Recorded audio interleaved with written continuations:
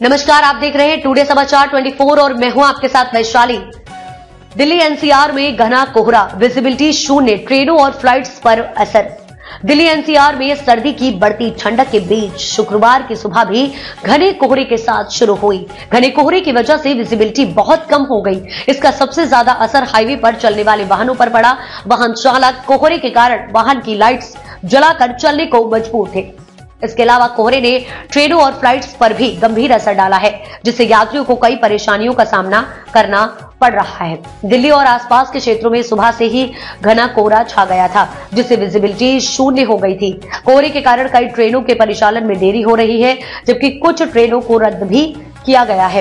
Railway विभाग ने यात्रियों से अपील की है कि वे ट्रेनों की स्थिति के बारे में जानकारी प्राप्त करने के लिए रेलवे हेल्पलाइन से संपर्क करें। कोहरे के कारण कई ट्रेनें निर्धारित समय से लेट चल रही हैं, जिससे यात्रियों को भारी असुविधा का सामना करना पड़ रहा है।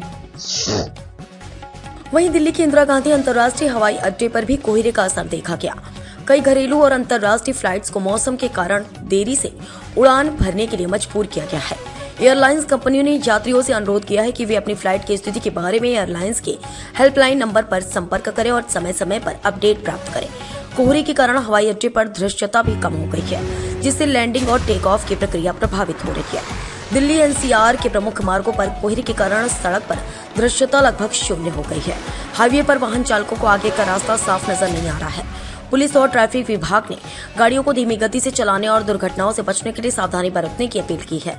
दिल्ली में सर्दी का असर भी बढ़ गया और कोहरे के कारण ठंड का एहसास और भी ज्यादा हो गया है।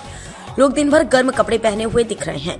खासकर बुजुर्गों और बच्चों को ठंड से बचाने के लिए विशेष ध्यान रखने की सलाह दी जा रही है। डॉक्टरों ने सलाह दी है कि लोग गर्म कपड़े पहनकर बाहर जाएं और सर्दी से बचने के लिए गर्म पेय पदार्थों का सेवन करें। मौसम विभाग के अनुसार दिल्ली एनसीआर में अगले कुछ दिनों तक कोहरे की स्थिति बनी रह सकती है। तापमान में भी गिरावट जारी रह सकती है और ठंड का असर बढ़ सकता है। अगले कुछ दिनों में अधिकतम तापमान 20-22 डिग्री सेल्सियस के आसपास रह सकता है।